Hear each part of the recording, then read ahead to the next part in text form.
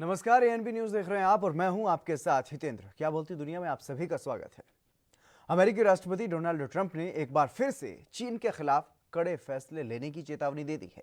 हालांकि इस बार उन्होंने ऐसा हांगकांग में जारी विरोध प्रदर्शन को लेकर के कहा है। उधर भारत के साथ जारी गतिरोध के बीच चीन को सबक सिखाने के लिए भारत ने भी पूरी तैयारी कर ली है। इस रिपोर्ट में आप देखिए।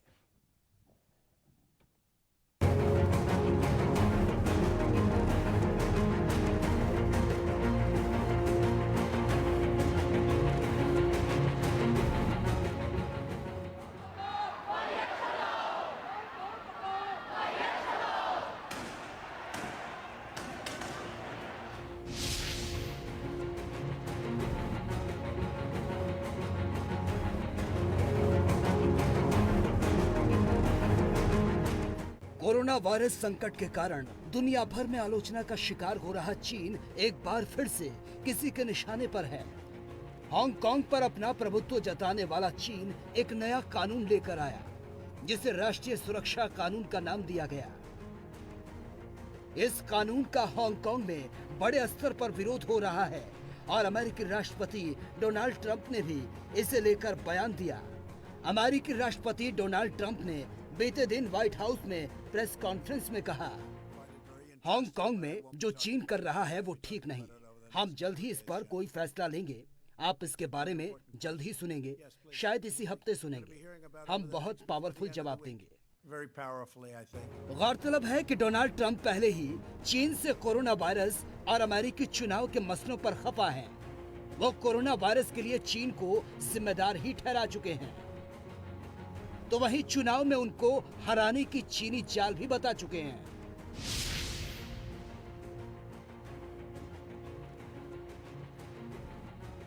दरअसल चीन में इस वक्त कम्युनिस्ट पार्टी की संसद जारी है, जहां पर चीन से जुड़े फैसलों पर चर्चा की जा रही है। इसी दौरान हांगकांग में लाए जाने वाले राष्ट्रीय सुरक्षा कानून पर चर्चा की गई और ऐलान किया गया कि इसे 1 महीने के अंदर लागू कर दिया जाएगा। पिछले साल ही हांगकांग की सड़कों पर इस कानून के खिलाफ ऐतिहासिक विरोध प्रदर्शन हो रहा था, जिस पर पूरी दुनिया की निगाहें हैं। इस कानून के तहत अगर हांगकांग का कोई व्यक्ति चीन में कोई अपराध करता है तो उसे जांच के लिए प्रत्यर्पित किया जा सकेगा। इससे पहले इस बिल में यह प्रावधान नहीं था। पहले ऐसा था कि अगर कोई अपराध करता है तो उसे किसी अन्य देश में प्रत्यर्पित करने की संधि नहीं थी, लेकिन बिल में संशोधन किया गया और कई देशों के साथ संधि की गई, जिसमें चीन, ताइवान, मकाऊ जैसे स्थान शामिल हैं।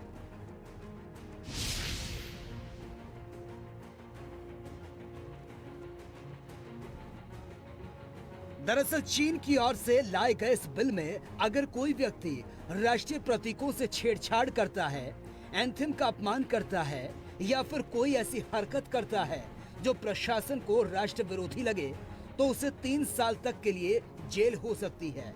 हांगकांग में इस कानून को लोकतंत्र का उल्लंघन बताया जा रहा है।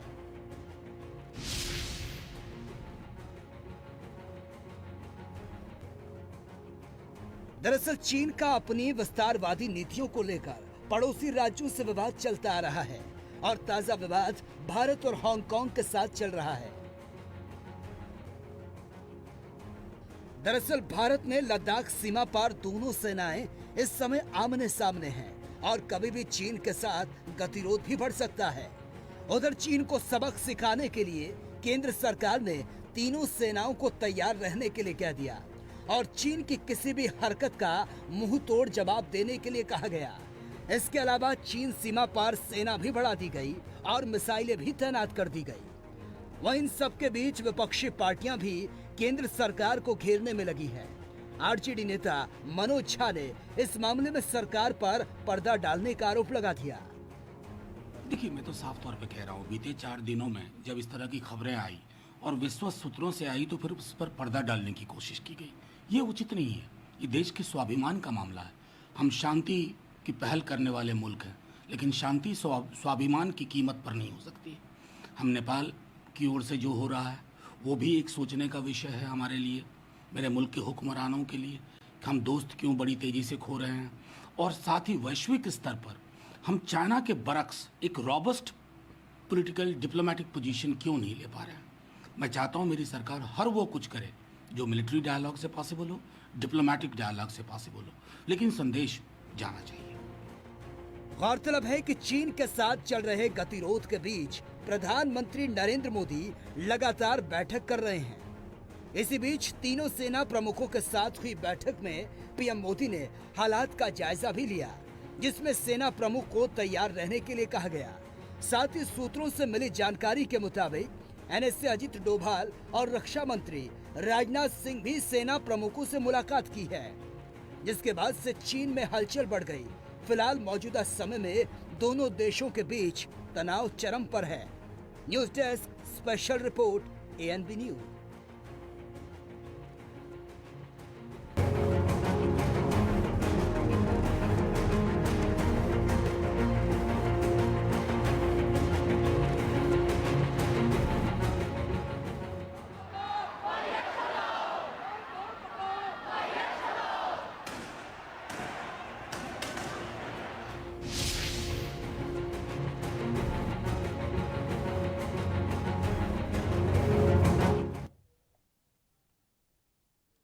भारत और चीन में सीमा विवाद को लेकर के तनाव चरम पर है।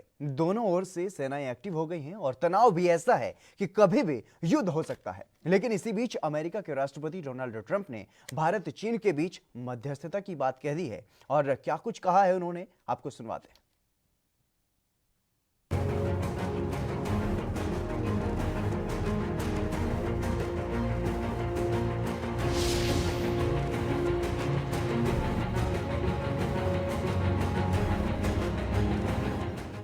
भारत चीन के बीच सीमा विवाद को लेकर अमेरिका के राष्ट्रपति डोनाल्ड ट्रंप ने मध्यस्थता की पेशकश की है। डोनाल्ड ट्रंप ने कहा है कि अमेरिका भारत और चीन के बीच सीमा विवाद के मुद्दे पर मध्यस्थता करने के लिए तैयार है। इसे लेकर अमेरिकी राष्ट्रपति की ओर से एक ट्वीट किया गया है, जिसमें उन्होंने लिखा है कि हमने भारत और चीन दोनों को सूचित किया है, अगर वो चाहें तो सीमा विवाद में अमेरिका मध्यस्थता करने को तैयार है। गौरतलब है कि इस महीने की शुरुआत से ही लद्दाख में चीनी सैनिक और भारतीय सैनिक आमने सामने हैं। चीन की ओर से लगातार सैनिकों की संख्या बढ़ाने और बेस बढ़ाने की खबरें सामने आ रही हैं। ऐसे में भारत भी पूरी तरह से मुस्तैद है। बता दें कि इसी तनाव को लेकर प्रधानमंत्री नरेंद्र मोदी ने प्रधानमंत्री कार्यालय में चर्चा की थी, जिसमें उन्होंने सेना प्रमुखों से लद्दाख मामले पर पूरी रिपोर्ट ली थी। इसके अलावा तीनों सेना प्रमुखों से विकल्प सुझाने के लिए भी कहा गया। अलर्ट मोड में भारत। दरअसल पूर्वी लद्दाख में वास्तविक नियंत्रण रेखा यानी एलएसी के पास पिछले कुछ दिनों से चीन की तरफ से सैन्य गतिविधियों के बढ़ने के बाद से दोनों देशों के बीच तनाव है। भारत के अपनी सीमा के अंदर सड़क निर्माण करने पर चीन विरोध जता रहा है। चीन की हरकतों को लेकर के भारत भी अलर्ट मोड पर है और दोनों देशों की सेनाओं की हाल ही में सीमा पर गतिविधियां भी बढ़ रही हैं। बताया जा रहा है कि साल 2017 में उपजे डोकलाम विवाद जैसी स्थिति फिर से दोनों देशों के बीच उत्पन्न हो चुकी है। News desk special report ANB news.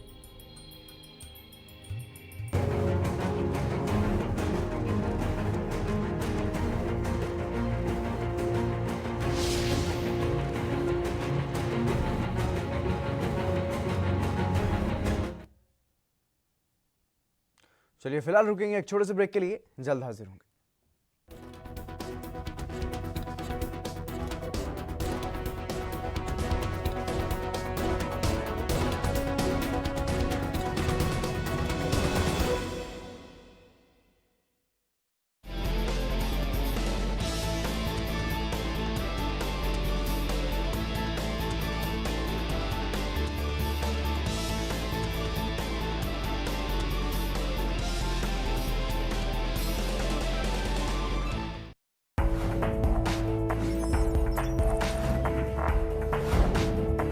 कम ब्रेक और ज्यादा खबरों के साथ देखिए ANB news in channel number पर।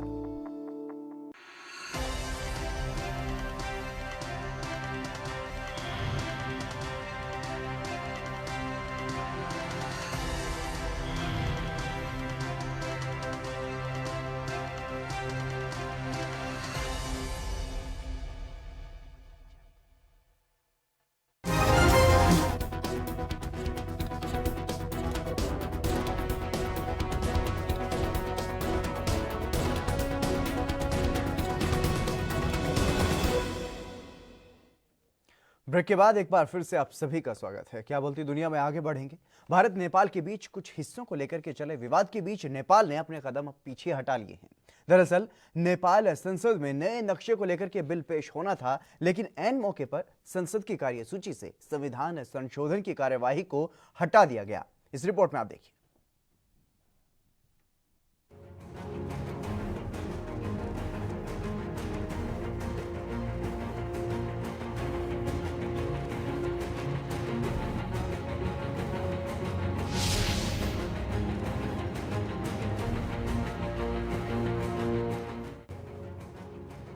भारत के कुछ भूभाग को समेटकर नया नक्शा प्रकाशित करने के बाद राजनीतिक और कूटनीतिक संबंधों में आए दरार के बीच नेपाल ने एक कदम पीछे हटाया है।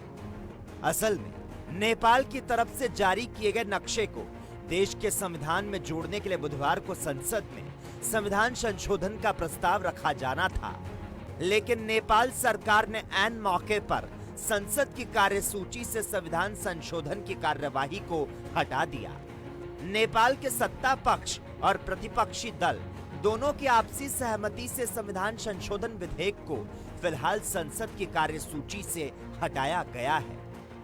दरअसल मंगलवार को नेपाल के प्रधानमंत्री केपी शर्मा ओली ने नए नक्शे वाले मुद्दे पर राष्ट्रीय सहमति बनाने के लिए सर्वदलीय बैठक बुलाई थी। इस बैठक में सभी दल के नेताओं ने भारत के साथ बातचीत कर किसी भी मसले को सुलझाने का सुझाव दिया था। भारत ने जताई थी कड़ी प्रतिक्रिया। दरअसल नेपाल की ओर से अपने नए राजनीतिक नक्शे में भारतीय क्षेत्र दिखाए जाने पर भारत ने प्रतिक्रिया दी थी। विदेश मंत्रालय ने नेपाल को भारत की संप्रभुता का सम्मान करने की नसीहत दी थी। विदेश मंत्रालय के प्रवक्ता अनुराग श्रीवास्तव ने कहा था कि हम नेपाल सरकार से अपील करते हैं कि वो ऐसे बनावटी कार्टोग्राफिक प्रकाशित करने से बचें, साथ ही भारत की संप्रभुता और क्षेत्रीय अखंडता का सम्मान करें। वहीं इसके साथ ही भारत ने यह भी कहा कि नेपाल सरकार अपने फैसले पर फिर से विचार करे। नेपाल सरकार इस मामले में भारत की स्थिति से भली भांति वाकिफ है। क्या है मामला? दरअसल नेपाल सरकार ने नया राजनीतिक नक्शा जारी किया था, जिसमें भारत के काला पानी, लिपुलेख और लिम्पियाधुरा को शामिल किया गया है। नेपाल कैबिनेट की बैठक में भूमि संसाधन मंत्रालय ने नेपाल का यह संशोधित नक्शा जारी किया था और इसका बैठक में मौजूद कैबिनेट सदस्यों ने समर्थन किया था। भारत नेपाल तनाव, कहीं चीन तो नहीं जिम्मेदार। आपको बता दें 8 मई को भारत ने उत्तराखंड के लिपुलेख से कैलाश मानसरोवर के लिए सड़क का उद्घाटन किया था। इसे लेकर नेपाल ने कड़ी आपत्ति जताई। इसके बाद नेपाल ने नया राजनीतिक नक्शा जारी करने का फैसला किया और इसमें भारत के क्षेत्रों को अपना बताकर पेश किया। इसके बाद भारत के विरोध के बाद अब नेपाल सरकार की ओर से अपने कदम पीछे हटाए गए। दरअसल भारत और नेपाल के रिश्ते मधुर रहे, लेकिन नेपाल सरकार की ओर से भारतीय क्षेत्रों को अपने नक्शे में दिखाने के बाद से दोनों देशों में मनमुटाव की स्थिति उत्पन्न हुई। हालांकि जानकार इसे चीन की साजिश मान रहे हैं, क्योंकि पिछले कुछ सालों से चीन और नेपाल की नजदीकियां बढ़ी है। जानकारों की अगर माने तो नेपाल ऐसा चीन के कहने पर ही कर सकता है। News desk special report ANB news.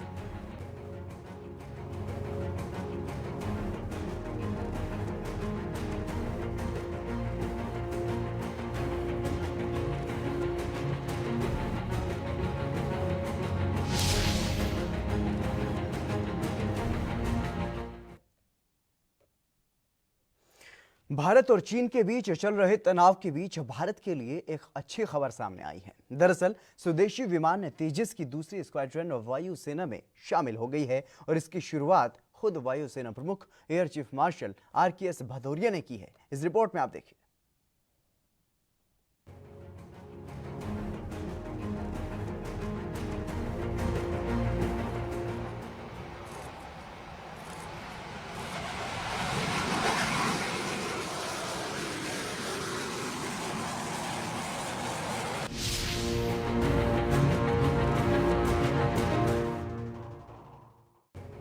चीन और नेपाल के साथ चल रहे विवाद के बीच भारत ने अपनी ताकत को और भी बढ़ा लिया है।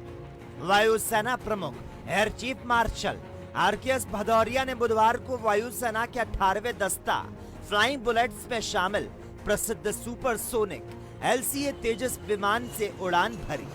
इसके लिए कोयंबटूर के नजदीक सुलूर में वायुसेना हवाई अड्डा पर कार्यक्रम आयोजित किया गया था। भारतीय कंपनियां कर रही निर्माण।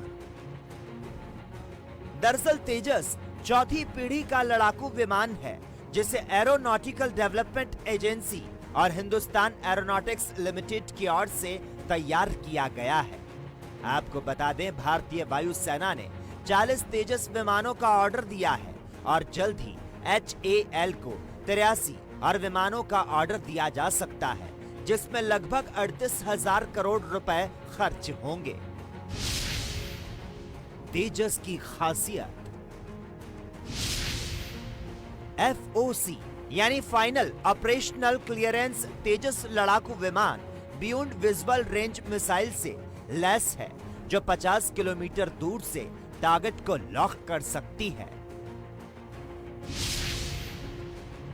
लाइट कॉम्बैट एयरक्राफ्ट तेजस में इजराइल की डर्बी VBR मिसाइल लगी है। इसमें एयर टू एयर रिफ्यूलिंग तकनीक है, यानी हवा में ही रिफ्यूलिंग हो सकती है। ये एक चौथी पीढ़ी का हल्का विमान है। इसकी तुलना अपने जनरेशन के सभी फाइटर जेट्स में सबसे हल्के विमान के तौर पर होती है। तेजस का इतिहास। वायुसेना के 18वीं स्क्वाड्रन की स्थापना 1965 में की गई थी और इसका आदर्श वाक्य है तीव्र और निर्भय। पाकिस्तान के साथ 1971 के युद्ध में सक्रिय भूमिका निभाने वाले इस स्क्वाड्रन को 15 अप्रैल 2016 को सेवा मुक्त कर दिया गया था। स्क्वाड्रन को 1 अप्रैल 2020 को पुनः शुरू किया गया। इस स्क्वाड्रन को नवंबर 2015 में राष्ट्रपति की ओर से ध्वज प्रदान किया गया था। चीन के छक्के छुड़ाएगा स्वदेशी तेजस। दरअसल स्क्वाड्रन की कमी से जूझ रही वायुसेना को इसी साल 36 रफाल लड़ाकू विमानों की पहली खेप फ्रांस से मिलने जा रही है। इस बीच तेजस की एक नई स्क्वाड्रन का शामिल होना राहत भरी खबर है, क्योंकि वायुसेना में तेजस की नई स्क्वाड्रन की एंट्री तब हो रही है जब भारत की चीन और नेपाल के साथ तनातनी जारी है। बीते दिनों लद्दाख में चीन और भारत के सैनिक आमने सामने आ गए, जिसके बाद से बॉर्डर पर जवानों की संख्या बढ़ाई गई। News desk special report ANP news.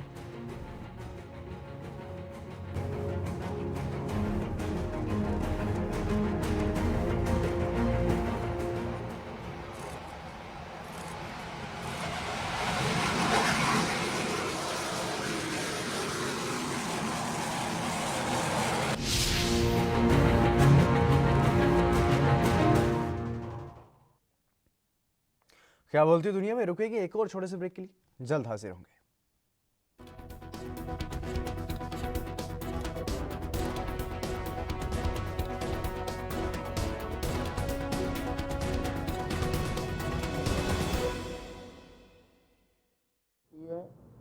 और जो भी इन्वेस्टिगेटिंग एजेंसी होगी जो FIR दर्ज करेगी, वो सारी इन्वेस्टिगेशन कर सकती है, वो सारी गहराइयों तक जा सकती है। तो ये रिपोर्ट, ये इन्वेस्टिगेशन इसकी की जाएगी। साहब, आपने आपसे क्या अब इस SCT को, क्योंकि SCT जो है पहले भी बात उठती रही कि इन खबरों के साथ में आप इसको SIT बनाने की कोई कवायद हो सकती है? नहीं, अब तो देखिए ये काफ़ी काम कर चुकी है और बाकी भी काम कर रही है। मैं चाहता था कि इसको अधिकार, लेकिन जब दोनों हमारे कानूनविदों ने, LR ने भी और AG ने भी, इसके नेगेटिव में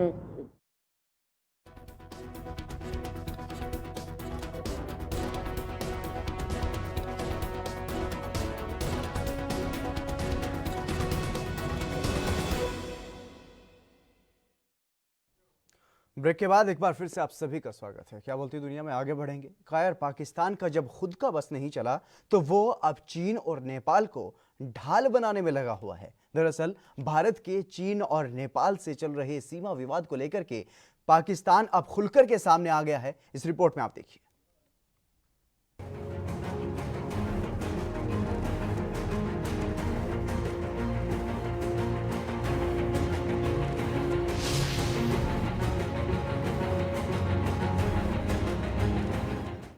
भारत के खिलाफ नेपाल को समर्थन देने के बाद पाकिस्तान अब लद्दाख में चीन के साथ जारी टकराव पर खुलकर सामने आ गया है। पाकिस्तान ने कहा है कि भारत लद्दाख में जो कुछ भी कर रहा है उसे चीन बर्दाश्त नहीं कर सकता। हालांकि पाकिस्तान का ये रुख चौंकाने वाला नहीं है, लेकिन द्विपक्षीय मामलों में पाकिस्तान का इस तरह से कूदना शायद पहली बार हो रहा है। दरअसल पाकिस्तान के विदेश मंत्री शाह महमूद कुरैशी ने एक बयान में कहा है कि चीन से हालिया संघर्ष के लिए भारत ही जिम्मेदार है, क्योंकि लद्दाख में उसकी ओर से शुरू किए गए अवैध निर्माण कार्य के बाद ही ये विवाद शुरू हुआ है। रेडियो पाकिस्तान की रिपोर्ट के मुताबिक कुरैशी ने कहा, चीन वार्ता के जरिए विवाद को सुलझाना चाह रहा था, लेकिन वो भारत के अवैध निर्माण पर अनजान नहीं बन सकता था। चीन ने वैश्विक समुदाय को भी भारत की शत्रुतापूर्ण नीतियों का संज्ञान लेने के लिए कहा था। वहीं इसके साथ ही पाकिस्तान के विदेश मंत्री ने सरकारी टीवी चैनल से बात में विवादित क्षेत्र लद्दाख में भारत के सड़क और हवाई पट्टियां बनाने को लेकर भी चिंता जताई है। कुरैशी ने कहा कि नई दिल्ली की अपने पड़ोसियों के प्रति आक्रामक नीति क्षेत्रीय स्थिरता और शांति को खतरे में डाल रही है। पिछले साल नई दिल्ली ने कश्मीर का विशेष दर्जा खत्म कर दिया था। उसके इस कदम से कश्मीर की जनसांख्यिकी स्वरूप को बदलने के भारत के इरादे का साफ पता चल गया था। वहीं इसके साथ ही कुरैशी ने यह भी दावा किया कि भारत ने पाकिस्तान के खिलाफ अफगानिस्तान की जमीन का इस्तेमाल किया है। वहीं एक अलग बयान में कुरैशी ने कहा कि दुनिया को भारत के इरादों का संज्ञान लेना चाहिए। वो आखिर किस तरफ आगे बढ़ रहा है। कभी भारत को नेपाल के साथ समस्या हो जाती है तो कभी वो अफगान शांति प्रक्रिया को बाधित करने की कोशिश करता है। बलूचिस्तान में अशांति को भी भारत प्रोत्साहित करना चाहता है। लद्दाख में भी भारत ने यही किया और अब चीन पर दोष मढ़ने की कोशिश कर रहा है। वहीं इससे पहले पाकिस्तान के प्रधानमंत्री इमरान खान ने ट्वीट्स की सीरीज में भारत पर दंभपूर्ण विस्तारवादी नीतियों पर चलने का आरोप लगाया और कहा कि उसकी ये नीतियां पड़ोसी देशों के लिए खतरा बनती जा रही हैं। पाकिस्तान के प्रधानमंत्री इमरान खान ने एक ट्वीट करते हुए लिखा कि हिंदुत्व सुप्रीमेस्टिक मोदी सरकार की अहंकार से पूर्ण विस्तारवादी नीतियों के साथ भारत पड़ोसी देशों के लिए खतरा बन गया है। बांग्लादेश को नागरिकता संशोधन कानून के जरिए और नेपाल चीन के लिए सीमा विवाद से भारत खतरा पेश कर रहा है। वहीं पाकिस्तान के खिलाफ भारत झूठे फ्लैग ऑपरेशन चलाकर मुश्किलें पैदा कर रहा है।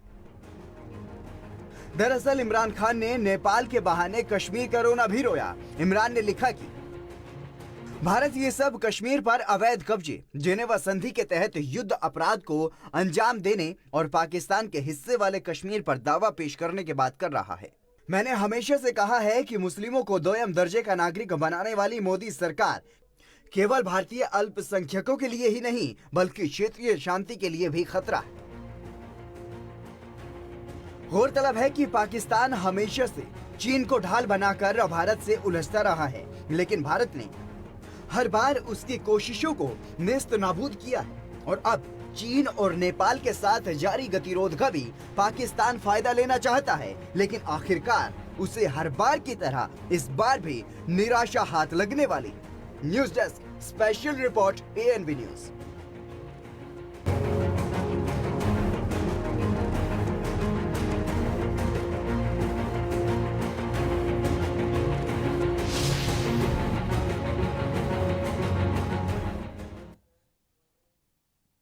चलिए, क्या बोलती दुनिया में आज के लिए बस इतना ही। आप बने रहिए ANB न्यूज़ के साथ।